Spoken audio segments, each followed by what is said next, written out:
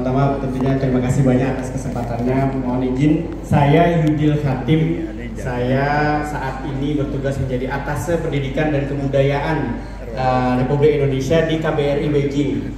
Saya baru 1 tahun, baru tahun 2022 kemarin tiba di Beijing. Jadi masih baru 1 tahun, jadi masih ada 2 tahun lagi. Mungkin agak sedikit menjadi background saja bahwa saya dulu pernah berkuliah di Tiongkok untuk S2 dan S3. Itu pun sebenarnya terpaksa karena kalau kita bicara tentang Tiongkok, mungkin waktu 2006 saya kuliah itu mungkin gambarannya banyak yang negatif, berita banyak yang negatif. Waktu itu dirjen saya menyarankan saya pertamanya awalnya suruh ke Australia, tapi sudah mengisi formulir untuk beasiswa, nggak taunya ada datang dari kedutaan Tiongkok, datang terus katanya dia nggak usah lah ke Australia, katanya ke Tiongkok saja. Dirjennya yang beliau yang jadi moderator sekarang ya. Jadi Pak Fasli bilang, saya waktu itu agak galau, kenapa harus ke Tiongkok? Tapi Pak Fasli bilang, dia kalau Yudil kuliah ke Australia katanya, lulus dari Australia mungkin masih nobody. Bukan berarti Australia pendidikannya kurang bagus, tapi di Kemendikbud ini kan yang bisa berbahasa Inggris, yang sudah lulusan Australia, Singapura, Eropa atau Amerika itu kan udah banyak ya, ratusan atau ribuan. Jadi kalau Yudil mau kuliah di Tiongkok, di Cina, insya Allah dan jadi kalau lulus dari Tiongkok insya Allah jadi somebody gitu. Nah, jadi ini ada pertanyaan juga. Kenapa? Ada apa dengan Tiongkok? Somebody-nya menjadi atribut termuda ya. Dan orang kayak pembuat. Ya. Jadi saya kalau saya ditanya, saya orang Padang, istri saya orang Sunda, jadi anak saya Panda ya, Padang Sunda. Nah, ternyata waktu saya sampai di tempat kuliah saya waktu itu saya tidak tahu nama daerahnya, tapi sekarang mungkin Bapak Ibu cukup kenal dengan daerah itu.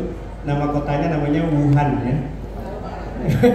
Tapi itu tahun 2006 ya, 2006. Dan ternyata waktu sampai di sana benar yang saya takutkan, ternyata nggak ada yang bisa berbahasa Inggris. Jadi saya tidak bisa bahasa Mandarin, di sana tidak bisa bahasa Inggris, agak kewalahan juga. Tapi ternyata di kota Wuhan itu tahun 2006 itu banyak sekali mahasiswa-mahasiswa dari Yaman, dari Sudan, dari Arab Saudi ya. Akhirnya saya tenang karena ternyata di sana banyak mahasiswa Muslim juga, dan waktu itu udah dekat Hari Raya. Dan saya pikir dulu saya pernah di Kanada, pernah di Korea, pernah di Jepang, mencari restoran Muslim itu luar biasa susahnya. Tapi ternyata di Tiongkok itu di gang-gang sempit aja itu banyak sekali restoran-restoran Muslim yang halal-halal. Tukang sate yang di pinggir-pinggir jalan tuh halal dan enak-enak tuh. Nah jadi saya bilang, wah ini ternyata berita-beritanya banyak yang bukan hoax ya, tapi mungkin saya harus klarifikasi lagi. Jadi saya melihat pengalaman saya ini bahwa seeing is believing ya. Jadi saya datang, saya melihat sendiri dan ternyata tidak sejelek seperti yang diberita-beritakan orang. Nah, akhirnya sekarang saya kena karma. Dulu saya tidak suka dengan Tiongkok, sekarang saya menjadi Atase Pendidikan di Tiongkok, dan Tiongkok menjadi salah satu destinasi pendidikan yang cukup baik dan terkenal yang di dunia. Dan selama 1 tahun ini, karena saya di Kementerian Pendidikan di Direktorat Jenderal Vokasi, akhirnya saya arahkan pergerakan-pergerakan kerjasama university to university ini, Prof, lebih kepada U2UB, jadi University to University and Business. Jadi tidak hanya sekedar U2U saja, tapi kami undang juga investor-investor. Kenapa? Karena ternyata begitu kita lihat data, investor terbanyak di Indonesia itu pertama Singapura, tapi nomor 2 itu Tiongkok. Dan pas kita lihat Singapura pun mereka yang berbahasa Mandarin juga ya, jadi rasanya menarik ini. Daripada investor-investor tadi itu hanya mendatangkan tenaga-tenaga kerja asing saja, yang sebenarnya bagi mereka pun sebenarnya itu cukup mahal dan cukup regulasinya cukup ribet gitu ya.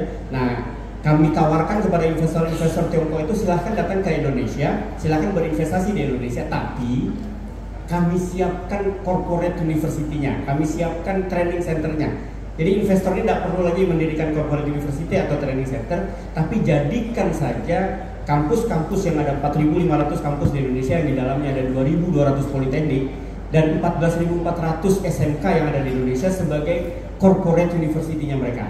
Nah ini mereka cukup menarik, cukup tertarik dengan hal ini karena wah ini berarti sumber daya manusianya akan lebih mudah. Tadi yang dikatakan Pak Wamen Kemenaker, mungkin untuk penyediaan tenaga kerja yang sesuai dengan kebutuhan industrinya Tiongkok ini akan bisa kita laksanakan. Jadi tidak perlu lagi nanti ke depannya ada tenaga kerja dari Tiongkok, cukup mereka PT-nya saja ya nanti musiko, tapi SDM-nya Wak menyiapkan. Nah ini akan kita siapkan. Pak Ganefri, kita lalu sepakat habis itu KWNP dulu. Nanti Pak Musliar juga.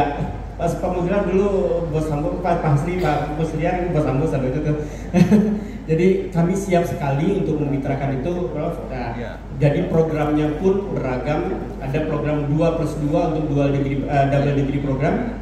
Supaya kenapa? 2 tahun mereka di Indonesia kita tambahkan bahasa Mandarin, dan 2 tahun di Tiongkok kita mintakan mereka menggratiskan asrama dan mungkin biaya kuliah yang lebih ringan. Jadi kalau ada beasiswa mungkin tidak perlu 4 tahun tapi 2 tahun saja. Nah ini sudah mulai berjalan. Tahun 2023 ini belum setahun saya di Tiongkok, sudah industri Tiongkok yang berinvestasi di satuan pendidikan sudah kemarin itu 120 miliar yang sudah investasi. Nah, mudah-mudahan tahun depan akan lebih banyak lagi mereka berinvestasi di pendidikan supaya nanti ke depannya SDM kita standarnya sudah mulai sama dengan yang dibutuhkan oleh industri Tiongkok. Nah, jadi kita tidak usah ragu-ragu karena anak-anak kita nanti akan bergerak di sana sudah mulai banyak ya. Besok saya tanggal 8 akan ke Morowali juga, Bapak Pasri. Kalau bisa kita hajar juga nanti industrinya oke punya mereka, tapi SDM-nya harusnya dari kita semua. Ini yang kita siapkan. Nah, yang kedua selain pendidikan tadi Uniema udah siap juga di bidang kebudayaan. Nah, karena saya juga atas pendidikan dan kebudayaan, mungkin di beberapa negara banyak rumah budaya Indonesia yang akan ditutup karena masalah anggaran. Nah, tapi kami mengerahkan pola-pola ini kalau di Kopingho katanya memanfaatkan energi lawan ya. Nah, kita pakai ABGCM. Kalau saya bilang ABGCM ini mungkin pentahelix, ABGCM ini singkatannya ABG cari muka gitu. Jadi biar lebih mudah. A-nya ini adalah akademik, B-nya adalah bisnis, G-nya adalah government, C-nya adalah community, and M-nya adalah media. Sehingga akademik ini tidak berdiri sendiri, tapi dia bermitra dengan bisnis, disupport oleh government dan didukung penuh oleh community, oleh komunitas-komunitas termasuk diaspora, dan kita publish di media. Nah, bulan Januari besok akan ada Indonesian Hub di Hainan, di provinsi Hainan, yang akan duduk bareng antara atase perdagangan, atase investasi, dan saya ikut, atase pendidikan dan kebudayaan akan ikut. Jadi budaya-budaya Minang nanti kita di Tiongkok sekarang sudah ada 25 kampus yang mengadakan pembelajaran bahasa Indonesia. Nah, dan kampus-kampus itu sudah saya rayu untuk bagaimana mau nggak mereka menerima promosi-promosi wisata dan budaya dari seluruh Indonesia. Tadinya saya tawarkan video-video promosi atau pakaian-pakaian adat, souvenir. Mereka berlomba-lomba itu. Oh, kami siapkan 150 meter persegi. Yang sini bilang, oh saya 200 meter persegi. Di Beijing minta 500 meter persegi. Di Fujian kemarin menawarkan 1 lantai untuk Indonesia katanya.